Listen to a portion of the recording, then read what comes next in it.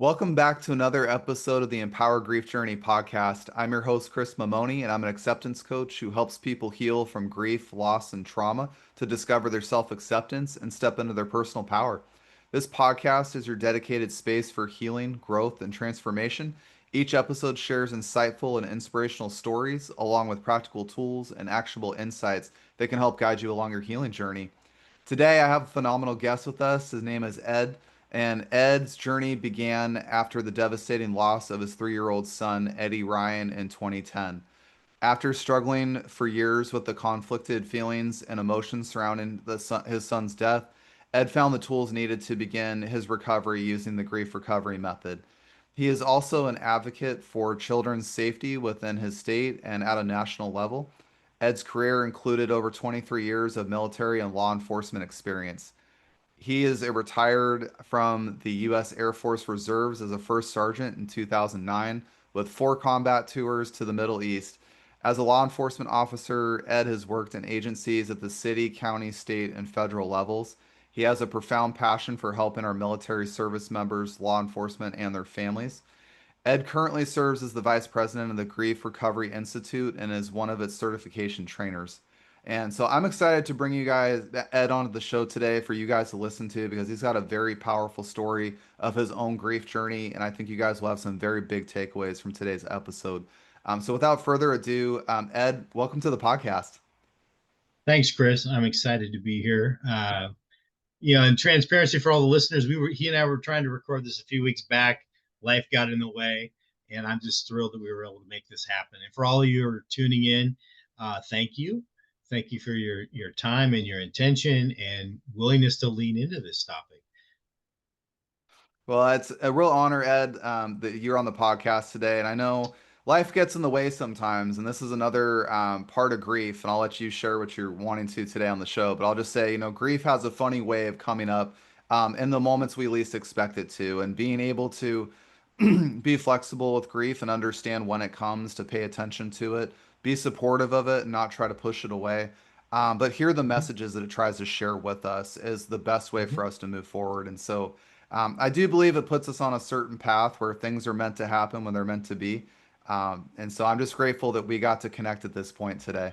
Um, and first off, I want to start by saying, Ed, that I'm very sorry that you lost Eddie at 3 years old. I have a special part in my heart for parents that have gone through child loss. It is definitely one of the hardest experiences I've gone through in my life. I imagine it's the same for you, but I just want to say my heart goes out to you for having to go through that. I appreciate that, Chris, and likewise to you. I know you also lost a child. I did. I lost my child to stillborn, and I will say it was the hardest thing I went through in life. But had I not lost Caden the way that I did, I wouldn't have this podcast. You and I wouldn't be talking, and we also, by the way, would not be able to share our grief stories to help other Mhm. people that are going through whether that's child loss, the loss of a parent, job loss. There's so many areas of life that grief affects us all, and so I do see my son as a beautiful blessing and a beautiful gift, even though he's not here, because he's given me the ability to help serve people on a big scale, to help them learn how to navigate their own empowered grief journey. Sure, 100%. 100%. I tell people all the time, my son's life and death taught me more than I would have ever taught him as a daddy. I love that you said that, and with that, I wanted to open the floor for you to share with listeners a little bit more about yourself and share with us a little bit about his story. Yeah. So, a little bit about me and my background. You read off my bio and stuff. And yes, I had a dual career of military, um, 21 years. I would retire from that. On the civilian side, I was a police officer for 23. Uh, and so, like most of us, right? Like we navigate life, we navigate those losses, besides just the normally family losses of grandparents and pets and moving and all of those other changes that don't feel good. Being in the military, losing buddies overseas, losing buddies to suicide, um, you know, marriage, divorce, obviously, the unresolved pain from other experiences in my life would lead to, a significant contributing factor to my first divorce. But you know, like all of us, right? Like we use the tools we're taught to navigate life, whatever that looks like, in one way or another. And I thought I was moving through life pretty well. At least, you know, I put air quotes for those of you that are listening, like pretty well. I was surviving most of the things in life, but I wasn't thriving in spite of them. What it was is it kept adding to, like, you want to call it this emotional backpack of stuff we carried with us in our life. And I just kept throwing stuff in there. And when something would happen, I'd go to what I had been taught in life to try and navigate things. And for the most part, that got me surviving whatever life threw at me or the world threw at me or whatever I dealt with. Um, you know, my son came around, my firstborn son. Um, I actually found out I was going to be a dad. I didn't think that was ever possible. My first marriage, we were never able to have children. It was a factor in that divorce as well. So to I'd kind of given up on the hopes and dreams of ever being a dad. And then I found out I was going to be. And so, like, I had all of these hopes, dreams, and expectations for this future with him. His name was Eddie Ryan. My name's Eddie Patrick. So he would have been the 27th firstborn son in my family's genealogy with the name of Edward or Eddie.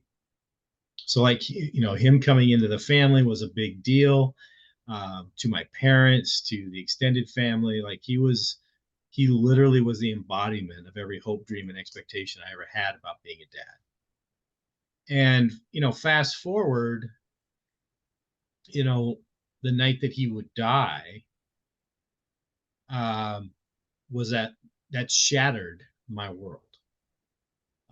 It was connected to my job. I was a deputy sheriff. It was my backup gun. It was inside of a metal box that was issued by my agency, and the lock failed. And the gun got out of the box, and my son was shot with my backup gun. And that night was one of the most terrorizing nights of my life. And like I said, it shattered my world. I felt responsible. I felt helpless to protect him. I felt pretty helpless and worthless as a father that I hadn't kept my son safe. And it was my career that contributed to, like, these are the irrational thoughts, right? But these are all the feelings that for us in the moment are true. And that's how I felt. And he fought for 4 hours. Um, and when the doctors came in and said, "I'm sorry, but your son has died," it literally felt like somebody pulled the heart out of my chest. The world became what was a world filled of love and light and laughter and joy that he was in my life, became this really just dark place. Um, and I couldn't see anything except for the darkness, and I couldn't feel anything except for his absence and the pain around that, which was multifaceted in a lot of different ways. Um, that event changed my life. uh, I kind of started going on this journey. You know, everybody told me to lose a child is this life sentence of pain. And I'd been told that. You know, I'd gone to groups and they'd said that. And part of it sounded and resonated like that. Yeah, I can't imagine how I'll ever get over this. And there was a part of me too that said, how can the one thing that was such a source of joy and love in my life now equal a life of pain? Like, there was a disconnect between those two concepts for me. I could totally understand this is going to hurt forever. And on the other hand, it's like, but that's not him. That wasn't Ryan. So, like, there was a huge disconnect. And so for me, I, like most of us, right? What do I do with this pain? How do I deal with this? How do I live? Right? I have other children. How can I be there for my other children? Because I'll tell you what, after Ryan died, I was not able to be there for my wife. I was not able to be there for my children the way I wanted to be. I was grieving. intensely at 100%. And it impacted every aspect of my life. And so for years, I kind of stumbled around, Chris, looking for something. And if someone said, "Hey, Ed, have you thought about this?" I'd go try it. Hey, have you tried this? Okay. Hey, have you read this book? Okay. Um, and everything I tried gave me a little bit of, you know, emotional relief. It felt, I could feel something, but it always felt like something was missing. It was like there was a puzzle piece. I couldn't finish putting the puzzle together on how to navigate my journey of grief. And again, I never stopped looking. For years, I never stopped looking. And I met somebody, her, Dawn. I was actually at a West seminar. She and I went to it together. Again, it was another one of those things. I'd gone to a lot of these seminars in this one organization, and they were very helpful to me. And so I was at another one, and it was a 5-day, and I met Dawn at that. By this point, I was already separated and going through the divorce. The relationship did not survive the death of our son, like um, many relationships. The loss of a child is the end of that relationship for many people. For some, it's not, but for most people, it is. And we were no exception. They say hurt people hurt other people, I've heard that a right? lot. Yeah. Yeah. And so, especially like around the loss of a child or any other loss, don't get me wrong, right? Siblings lose a parent, right? They're all hurting. And who do we take it out on? The people that are closest to us. And I did that. I'm not proud of that, but it's part of my truth. I've gone back and apologized for that, to my ex. Um, but it doesn't change the fact that we were both hurting and we took it out on each other. I met Dawn at this seminar, and we wouldn't start dating for like another, couple months. So anyway, again, I'm trying to get to what I found, which was helpful, which is what I do now. Dawn said, "Well, I want to introduce you to my mom." And I'm like, "Okay." So I went to lunch, and she was a grief recovery method specialist, and I'd never heard of it. So we had this conversation at lunch. I went back from lunch, looked it up on the website. I'm like, "Oh, look, there's another seminar coming up in 10 days." So I signed me up, and then I also signed Dawn up, and I called her and said, "You're going to go with me." She's like, "I don't have any grief. I don't need to do that. You should go." I'm like, "If I'm going, you're going. And besides, your mom introduced me to this. So guess what? You're coming with me." And we laugh and joke around about it. Um, but I'll tell you this, Chris, during it, it was the most painful thing I went through, second to my son. And at the same time, in fact, it was so painful, I literally got up to leave. I'm like, "I can't do this. I'm out. This is too painful." Um, and Cole, who's the president of the organization, his dad created this in the 1970s, actually. Um, Cole talked me back into the room. I did the work that I needed to do around the death of my son, and I got my life back. I finally could feel joy without it turning painful 5 minutes later. I could laugh and share stories about Ryan and it not turn sour and painful a few minutes later. I could look at pictures and just embrace what I loved most about that relationship, which was the joy, the love, the memories, like all of those things. That again, remember I talked about like how could this be such a great source of joy, but yet all I feel is the pain. I got to hold on and embrace that without the pain. I didn't think that was possible. And over a decade later, it's still working for me. And so it was so powerful. I went back. I had a company. I sold it. I started working with people who are grieving, and I've never looked back. And I got my life back. And I still miss my son? Absolutely. It would be unhealthy not to miss him. Um, are there times where he's on my heart and it's a harder day than perhaps the last month or two? Of course. But I at least know how to navigate when those things come up. I know how to identify what's the source of the pain, and then we call becoming emotionally complete. Like I know how to deal with and complete whatever's unfinished in that moment, so I can get back to enjoying my son and get without being devastated for the next day, 2 days, next week, right? Or dreading the anniversary of his death, or dreading his birthday coming. Like I don't dread those days.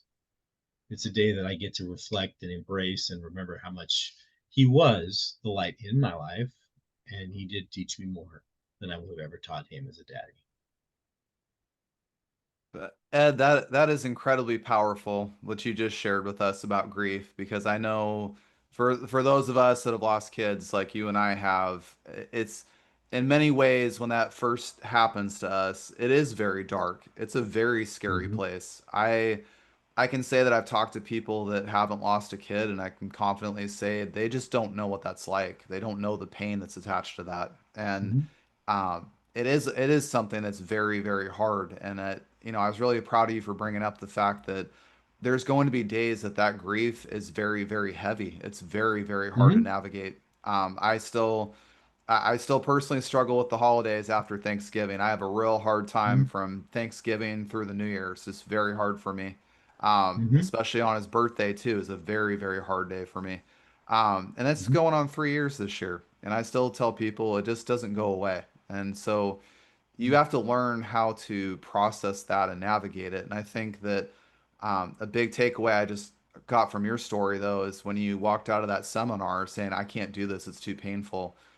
I couldn't resonate more with that, to be very honest. It is sometimes grief takes us to that place that it's so overwhelming. It feels like somebody's just pressing down on your shoulders with a 1,000 pound boulder that you just can't get Mm-hmm. out of. You just feel stuck and you can't feel like you can't move.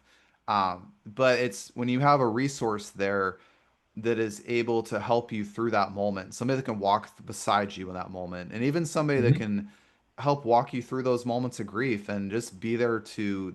Dawn called it a listening heart. I've never forgotten that. A Mm-hmm. listening heart, somebody that's there to just say, I see you, I hear you, I understand you. How can I best Mm-hmm. support you? I think that having somebody like that on your journey is just so powerful when you go through grief rather than trying to do it alone. Mm-hmm.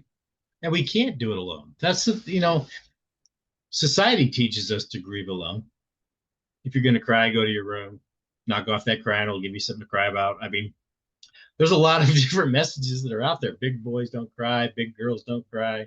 You know, society reinforces it that we have to somehow try and do this alone, and we should isolate ourselves. And the greatest source of strength when we need support are the people around us. Isn't that a weird, situation? Like those are the ones that we'll take out our pain on, but those are the ones we need the most. And then because we're hurting, we hurt the others, and then we're like, then we feel bad that I just hurt these people, and it's like this vicious cycle that It we can is. find ourselves in.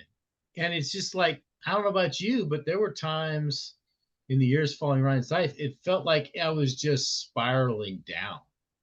And every relationship was impacted, every interaction was tainted. Like, and I pushed people away trying to grieve alone, and it didn't work. What I needed was that listening heart, or that heart with an ears, as we often call it too.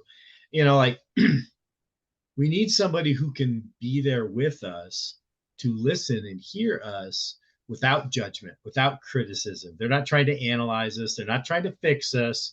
You just talk to me about what's coming up, what's going on, what are you feeling, and they just listen. And when you get an opportunity to be emotionally honest and vulnerable and express those things, like that's getting that emotional energy out versus bottling it up, Well, which doesn't help. it doesn't help because, as I've learned on my own grief journey, and it was especially painful after losing my son. I recognize so much that our societal stereotypes and our state ways of doing things around grief are so backwards, so far Hmm. off base, They and are. I started realizing how much that phrase hurt people." I hate saying it, but it's true. It really is true. Um, Hmm. I couldn't believe the insensitive things people said to me and people that told me Hmm. I can't stay stuck in my grief. I have to get over it. And after hearing your story about how you lost Ryan, I just was like, how are you going to get over that? You can't get over it. That's the whole thing is you really can't. You can move through it. You can find a way forward with it. Hmm. But to say that you can get over these things is such a fallacy of yourself because we're humans with emotions, and emotions don't go away as much as we try to control them or manipulate them. They don't go away. And so we have to give ourselves space to process those things and understand them. And that's where I think if we, I always find out that grief is like this snowball circle effect. We have somebody that Hmm. goes through grief and experiences a loss, and then they don't really deal with it. They don't really give themselves space or allow themselves to feel their emotions because they were taught not to feel things. So then when they Correct. cross someone's path that goes through grief, they continue the cycle. And that cycle is don't talk about it, push it under the carpet, big boys don't cry, and then it just perpetuates itself constant. And so now we have a bunch of Correct. hurt people hurting people all over the place. When what really needs to happen is what like you and Dawn have taught me, by the way, since I've met you guys, is stop the cycle. Give people a space, Hmm. give people a listening ear, show them they're seen and heard and how to feel. Teach them how to go through this. Um, I think that's how we break this perpetual cycle of harmful grief 100%. strategies. 100%. Um, we have to do a better job as humans relating to each other from that perspective. It's very easy when I hear somebody who's hurting sharing to feel myself, all those things I've been trying to bury, hide, run away from. Like it's all there. It'll bubble up. And then of course, then we can react to whatever this other person's sharing, and then there's conflict. Um, we have to figure out how to better relate to another. That's why I love that concept of a listening heart or a heart with ears, because when we embody that, even if it's painful for us in the moment, if we can embody that heart with ears, there's no mouth. It literally is, how do I hold this space for you without judgment? And then we do it with each other. So then it's your turn. All right, now I'm going to listen, and we can just create that space. Because what you said earlier, like, John, our founder, used to say, as much as we want to, we can't bury our pain. We can't hide from it. We can't run away from it, or can't get around it, can't go over it. We do have to go through it. And society tells us we need to move on. But what did society ever give us to actually know how to move on? Like, what are my steps I can take? What can I truly do?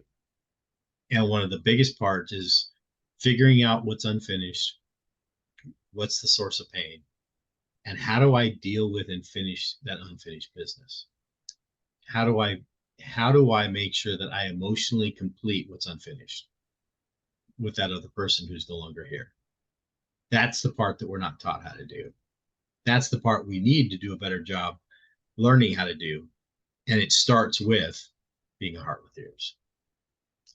Well, I couldn't agree more. As you were talking, I was reminded of this time I went to a lost parent, I don't even know what you call it, a luncheon type of meeting with a bunch of parents who lost children put on by our hospital. And I didn't want to go when I was in the throes of Yeah. things. I said, I had Yeah. all this, like, my head was saying, this is going to be a real sad, I'm already dealing with my stuff. I don't even know how I'm going to deal with Mhm. listening to other people go through this stuff. And then I said, I had a lot of insensitive people around me as I was going through things. So I was also on guard of saying, well, I don't want to talk to people and I don't want to listen and I don't Mm-hmm. just leave me alone kind of thing. Mm-hmm. I show up to this event with all those notions in my head, and I'm in this room with parents that lost anywhere from a child like you and I did to two or three or four. I mean, I heard the gambit of stories, and what I caught on in that first half an hour that I was there was that there was no judgment. There was no like my loss is worse than yours or let me tell you how to fix yourself. There wasn't any of those things. But what was there was I get you. I understand you. You're completely fine for being who you are today, how you are, everything you feel.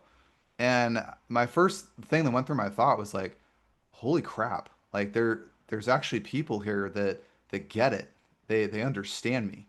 And I can't describe how that felt when you're in a room full of people that have gone through child loss just like you, and they understand how you feel just like you. And so I share this on the podcast today because of what you talked about. But I think one of the big things in grief is finding people that have gone through a similar loss experience to you in whatever capacity Mhm. that may be. Because I truly feel like that feeling, I've never lost it because when you find people that can support you that way, man, it turns off all those negative factors out of your brain and it puts you in this place to be with your grief fully, be with your present with your grief. And you also have somebody there talking to you and appreciating and valuing what you're saying and what you're sharing and offering, helpful advice and helpful comments and understanding. And it's just it's a powerful dynamic because when we go through grief, we're in a very heightened emotional state. We're in a very volatile place and we're very sensitive to what someone says or how someone reacts or how they make us feel. And when you can find that in your grief journey, it's very powerful. Mhm. It is. Oh, And, I will lovingly suggest to all the listeners, regardless of what loss you've been through in your life, you experience it at 100%. It is truly impactful for you at 100%.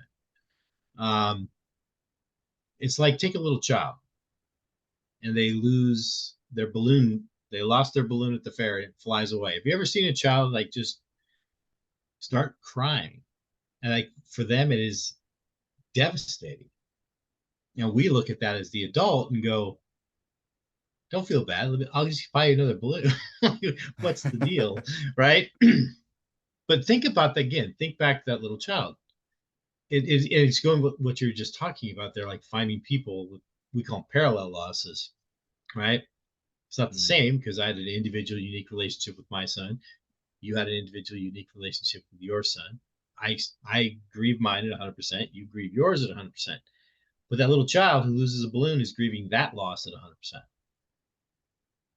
And then society socializes all that stuff out of us. If we just let the person express, cry, feel whatever they're going to feel without that judgment.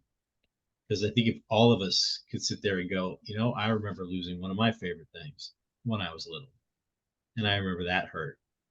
So again, how can I be in that moment best connecting for that other person? It's like, I remember.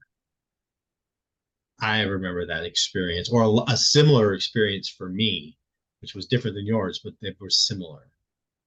And then from that place, we can be more compassionate, loving, more tolerant. We're not going to say things like, you shouldn't feel bad when you should feel whatever you feel. All emotions are beautiful, sweet or sour. Society says it's okay to share and be expressive and we're happy. Society doesn't say it's okay to be expressive when we're sad. yeah, and And that if we can, go ahead.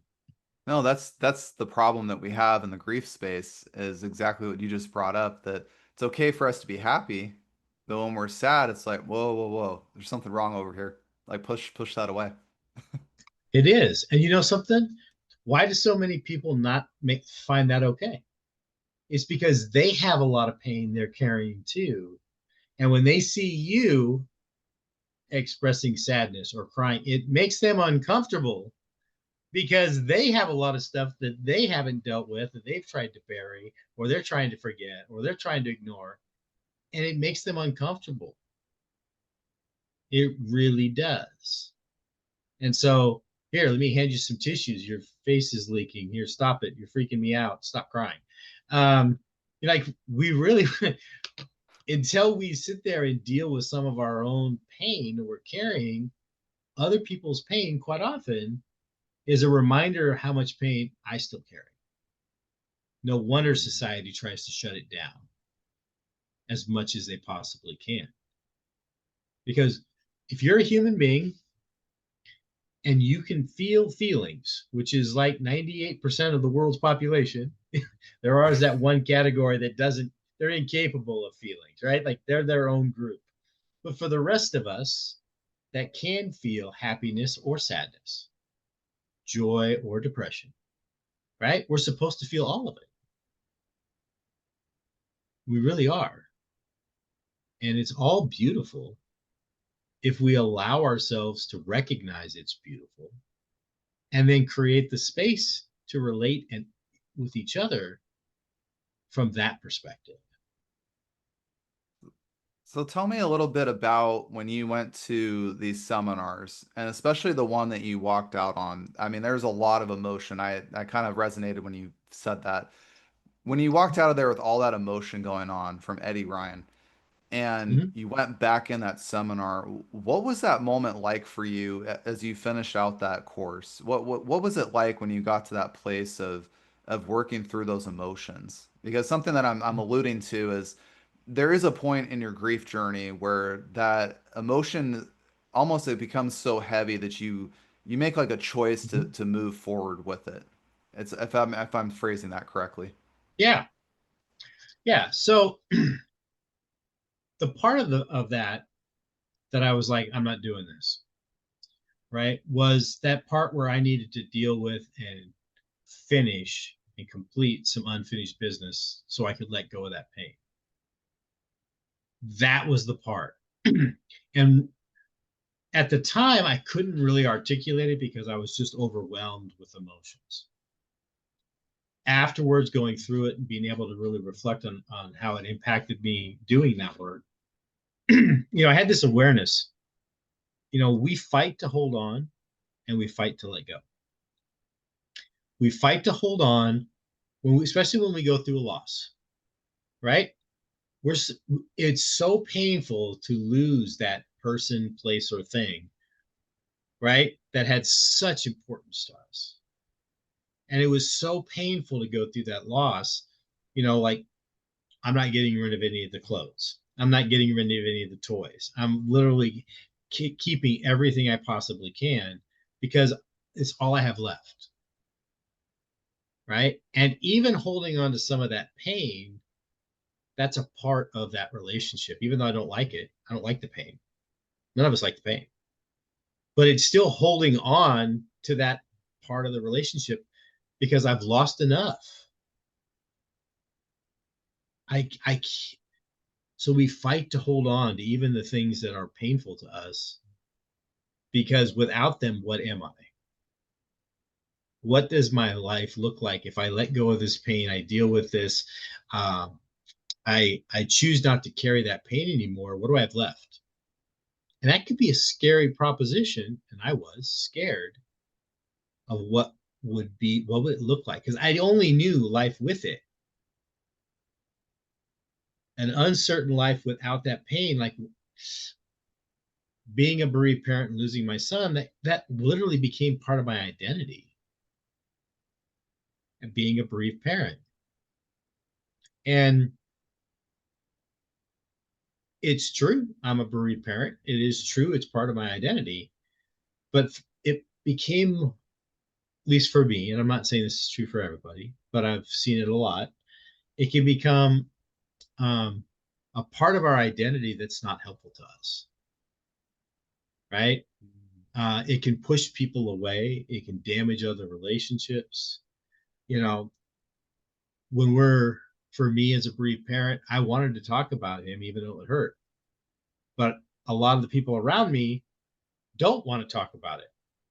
I can't count how many times nobody wants to address the elephant in the room at Christmas, so who's not there,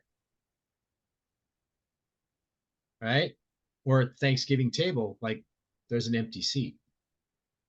Even if you didn't prepare an empty seat, there's still an empty seat. You know it, Chris. There's an empty Yeah. seat at that table. Sitting around the Christmas tree on Christmas morning, there's an empty space on the couch.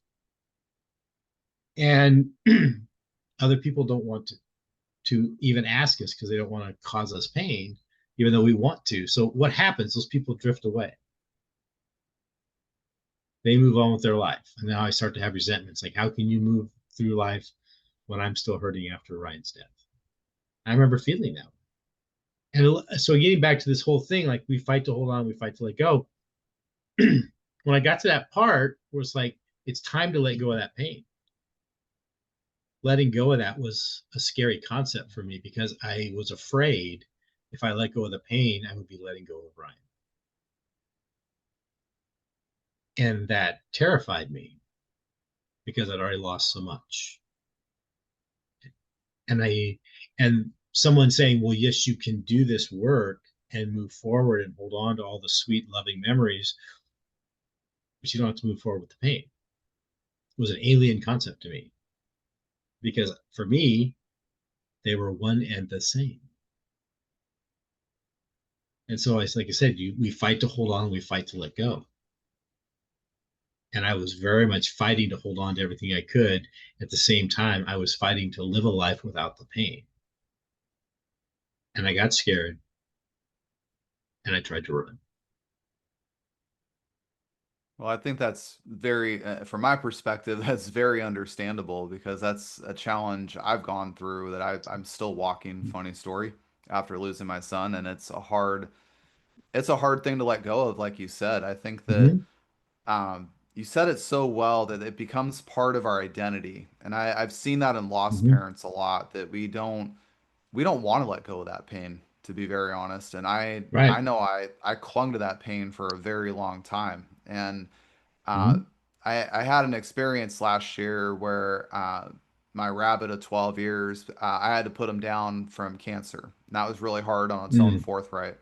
But what I thought was interesting about that loss is when I came home and my house was quiet, I didn't have an animal running around, and that routine got Mm-hmm. disrupted. It honestly Mm-hmm. scared the crap out of me because that Yeah. same feeling was exactly what I felt when I lost my son. It was the same feeling, same emotion that came flooding to the surface. And that pain very much felt like the day that it happened. And it scared the crap Mm-hmm. out of me. And Mm-hmm. I couldn't take it. I literally just said, like, I can't live in this pain anymore. I just can't. It's way too Mm-hmm. heavy. It is way too difficult. Mm-hmm. It just tears you Mm-hmm. apart in so many ways. Mm-hmm. And I remember that day, um, and it led me on this path to my podcast where I said, that pain is always going to be there. I can't erase it and think it's gone. It's always going to be there, but I get to choose whether or not I live there or not. I get a Mm-hmm. choice.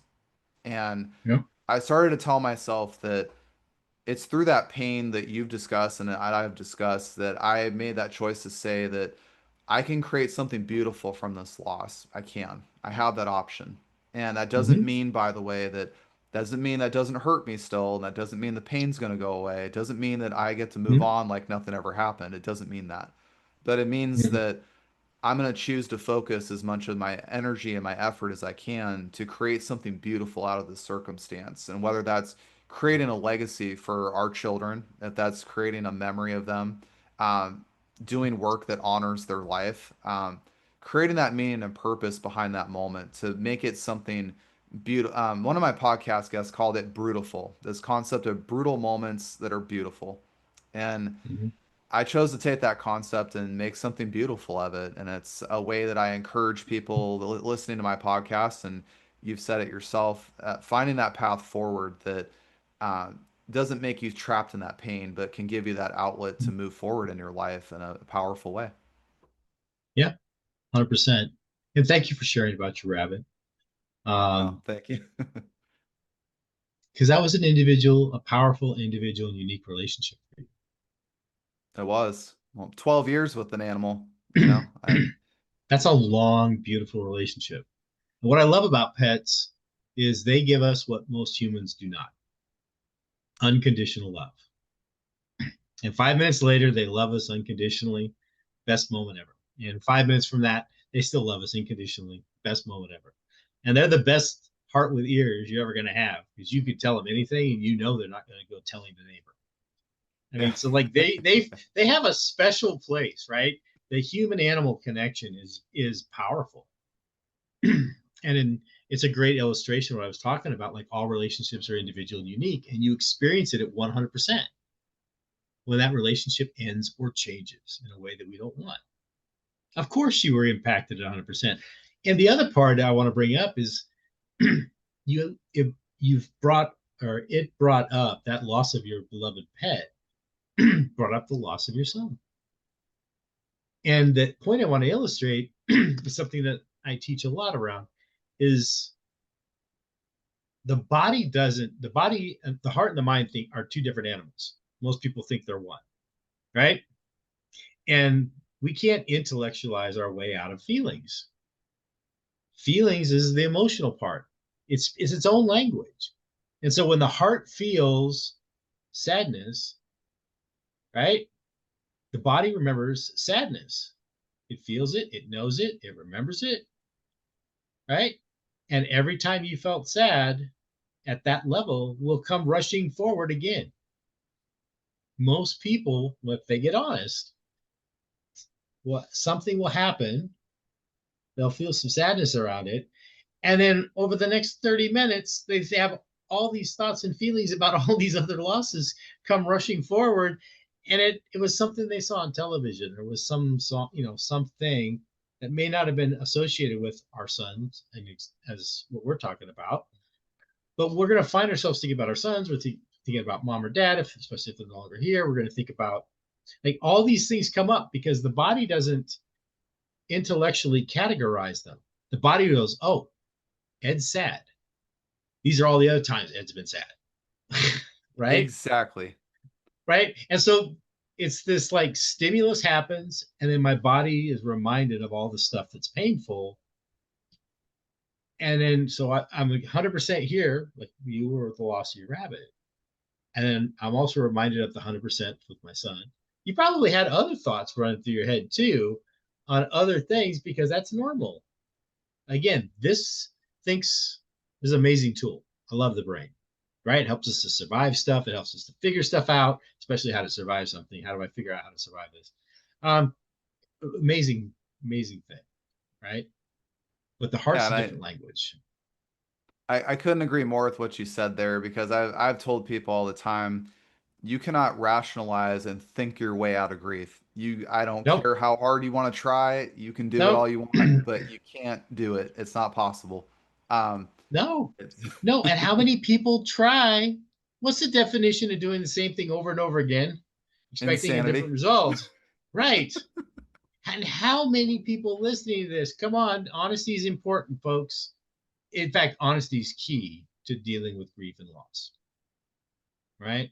And How many of you have tried to think your way out? I shouldn't feel bad because, don't feel bad, da da da da, whatever. And you still feel bad and you think there's something wrong with you. yep. I I've told people all the time when I coach them, I say, you're not broken. You don't need to be fixed. You are not a problem. I know you've heard all those things, by the way, but you're none of them. You're a human Yep, being having a human experience and you have 100%. emotions. Why Yep, don't we just honor that, get honest, like Ed just said, get honest with ourselves and say, I have emotions. I experienced loss. I'm grieving. That's okay. I grieve in my yeah. own way. That's okay. Um, Mhm. Ed, I wanted to ask you a powerful question because you've walked this walk that I've walked in life. That this topic of acceptance is what I coach people on. And I have this Mhm. philosophy that acceptance doesn't mean that we like it and it doesn't mean we agree to it, but we're taking No, something fully from what it is.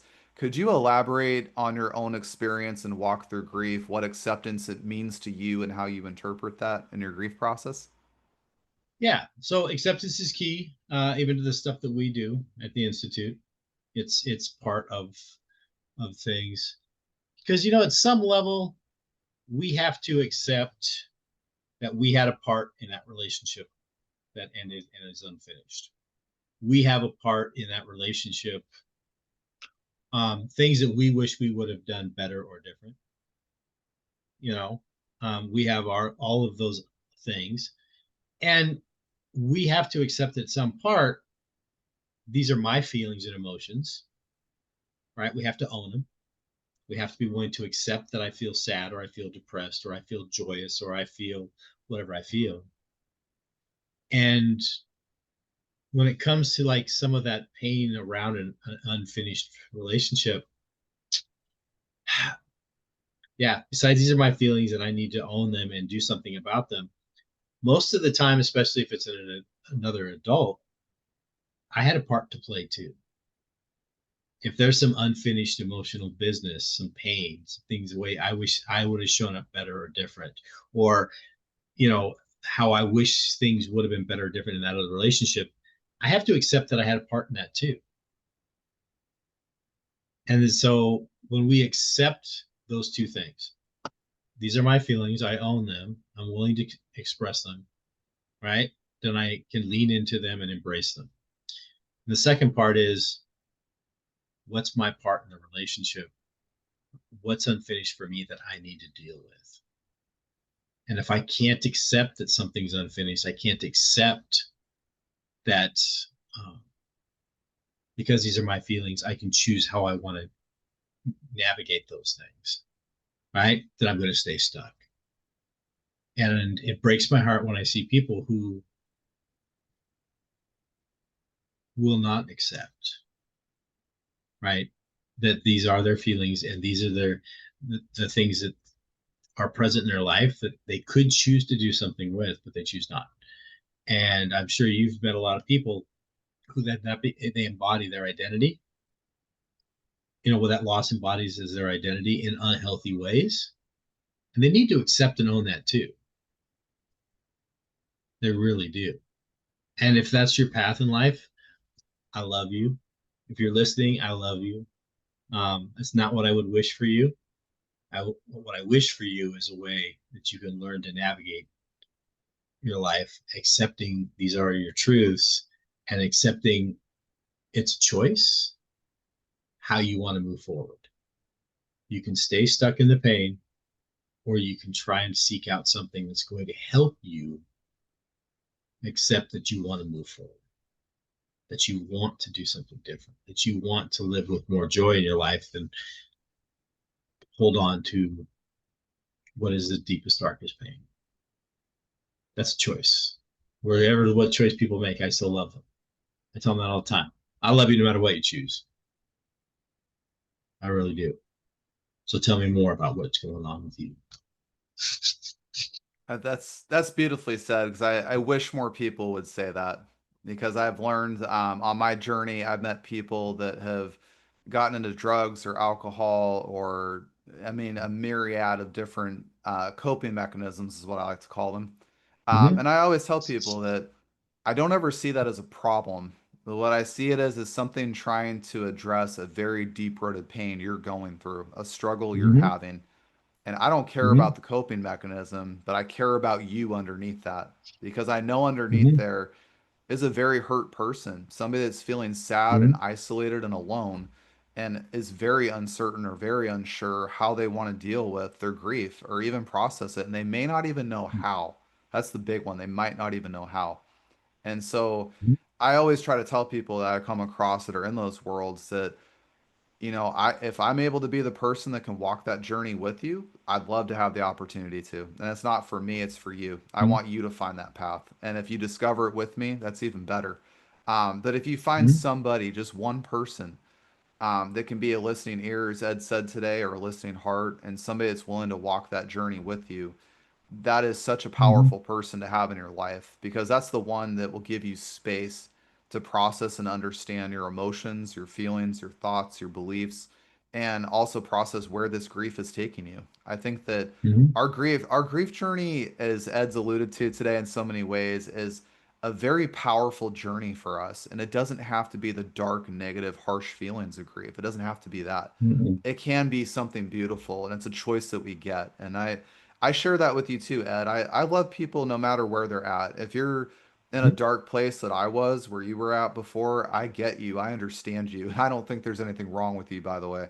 But I also Mm-hmm. have hope and inspiration that you can find the light in that path at some point, wherever that happens to fall for you, because I can't tell you when it's going to happen, but I Mm-hmm. know eventually that time will come for you. And when you do find that light, I hope it's big and bright for you and gives you a whole different path, Mhm. because each one of us has so much power in our grief journeys and our healing stories. All of us do. Mhm. And I think that's what's beautiful about grief is that it's a personal journey, but it's through the stories other people tell, like Ed's story today, my story, everybody else's story that's been on my podcast. We have so much power in our stories to help and serve other people, and that's how we can break the hurt people trifecta that happens on a regular basis. Mhm. Absolutely. And you bring up people's coping mechanisms. We call them STIRBs, short-term energy relieving behaviors, because we will do anything to feel better, right? Yep. Because we don't like the pain. If we were in a big classroom and there was like 100 people listening to us chat, I'd ask people this question: raise your hand if feeling depressed, overwhelmed, devastated is your happiest thing. Like that's your favorite part of your day. Like who loves that? I've never found someone that says, "Yeah, that's best day ever. Give me more." Like I've never found that, right? Because as humans, we want to feel happy and joyous and connected and loved and accepted, and we want those things, right? And so when we're hurting, we want to try and find things that help us to feel better, right? Or to feel numb and forget about the pain. So that's why we call them short-term energy relieving behaviors like drinking or drugs or those types of things. We get to feel better for a short period of time and then we're right back where we were, right? And when I see people engaging in behaviors like that, I choose to lean in with curiosity because I don't see just somebody having their third beer. Most of the time it's like what's going on? I Mhm. see that there's something below the surface. It's kind of like that duck on the pond. He looks really beautiful and graceful moving around the pond, but underneath his feet are going a million miles an hour, right? That's how our feelings are at. All of our emotions are turning, but I'm looking good to everybody else, right? Because I'm doing this. I when I see it, because I've seen so many people on their grief journey, I help people on their grief journey all the time. And when I see it, I actually lean in and to try and get them to be honest because that emotional honesty is key, right? If you can't be honest with yourself, who are you hurting? Hurting yourself. Really? Exactly. And grievers, like you said it earlier, I want to piggyback.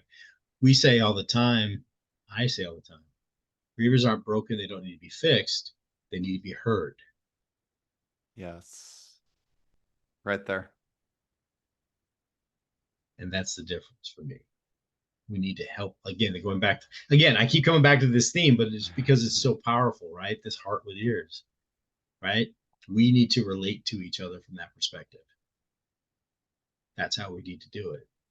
And if you're listening, find somebody who can be that heart with ears so that you can relate to, who can be there for you. And if you're listening to this because you know someone in your life who's having a really hard time right now and you want to try and help them, so you're trying to research, you're listening to Chris's podcast, or you're looking for information like, how do I help my brother, my sister? How do I help my child? How do I help someone else? I hope you find this and you hear this. Be that heart with ears for them. Create that space for them to be heard and don't try to fix it. Don't try to give them a bunch of intellectual answers because this is what needs to be heard. That's my heart. I'm holding my hand over my heart for those of you listening to this on the podcast. Right? They need to know they feel heard at a heart level. That's beautifully said, Ed. Well, I want to share with you, thank you so much for being a guest on the podcast today. This has been a truly powerful episode, and I was very appreciative that you shared your story about your son today. I very much appreciate that. I know Mm-hmm. Eddie Ryan, by the way, is looking down and proud of you for who you've become since that moment. And I I truly appreciate that. believe that I truly believe he puts you on a course like my son Caden has put me on a course to go out there and serve people at a much higher level, on a deeper level, to help them heal through grief and find their gifts and their unique path forward. I think we both got put on missions for that one, thanks to our sons. For So sure. I just wanted to say thank you for being a guest today. and sharing your story. You have a beautiful story. You have a bigger heart. When I post this video on YouTube, I think people are going to see that come out very big. Um, Ed, I wanted to ask you as we wrap up the podcast, what is one thing that you would share with somebody going through grief or maybe feel stuck in grief? What's one thing Yeah, you could share with them that would help them navigate that journey just a little bit easier? sure. There's a lot of takeaways, but the one thing I think is most important when we are going through a loss, right? Grief, and that is to be kind. And it's two parts: be kind to yourself and be kind to others. You know, you can, if you just remember, how can I be kind in this moment, right? How do we change that thing from hurt people hurt others? We have to sit there and go, I'm hurting, I'm overwhelmed in this moment, I'm sad, I'm struggling. How can I be kind in this moment? Be kind to myself, and how can I be kind to the people around me who are also probably hurting too? That's very powerful advice. That's the one thing I wish people would understand when they see somebody grieving. Like I said, I don't care if that's they lost a parent or grandparent, they lost a child like we did. Grief is universal, and It is. I couldn't emphasize more what you just said, but be kind to somebody going through grief. And I just want to repeat something Ed said because this was really powerful, what he said a few minutes ago. Stop trying to fix grief intellectually. This thing is not going to Mm-mm, fix downstairs. And so mm-mm, the heart listens and the heart feels in a very different way than how the brain processes things. So be kind to others, like Ed said, but hold space for people. Be a listening heart or a heart with ears. Be one of those things for somebody, and you will watch something very powerful happen in front of you that will help you change the lives of other people as you walk your journey. Um, Ed, mm. thank you for sharing that advice with everybody today. I think that's a very beautiful thing to end the podcast on. If listeners want to connect with you after listening to this episode, how can they find you? Sure, the easiest way to find me is go to my organization, Grief Recovery Method, all one word.com. And you'll on the about us, you'll see my face, you'll see a little button. You can send me an email. You can connect with me that way if you like, but that's probably the easiest way to do it. Well, for listeners who are listening today, I just want to let you guys know when you get done listening to this episode, Ed's information will be in the show notes. So you guys will have his website link there. I do recommend you guys reach out to him. He is a wealth of information and knowledge in the grief space, obviously from personal experience, but he also helps coach people on how to work through grief in a very forward way through the grief recovery method. So, Ed, again, thank you so much for being on the podcast today. Thank you, Chris. And for all you who've listened, thank you for tuning in. Thank you for listening. Thank you for being curious and wanting to explore this space and this journey a little bit deeper. If you're hurting out there in the world, you're not alone. There are a lot of people in this world like Chris, myself, or others. We love you. You're not alone. You don't have to be alone. So reach out for somebody who can be that heart with ears. Well, I want to thank all of our listeners for joining Ed and I on today's episode of the Empower Grief Journey podcast. If this episode resonated with you, please share it with somebody you know who could benefit from Ed's story. For more episodes that are designed to empower you and support you during your grief journey, visit empowergriefjourney.com and subscribe to this podcast. You can find us on Apple and Spotify. The Empower Grief Journey is all about honoring your journey, embracing your emotions, and finding strength in your own time. I want you to know you're never alone on this journey, and together we can navigate grief with courage and compassion. Until next time, be kind to yourself and take your grief journey one step at a time.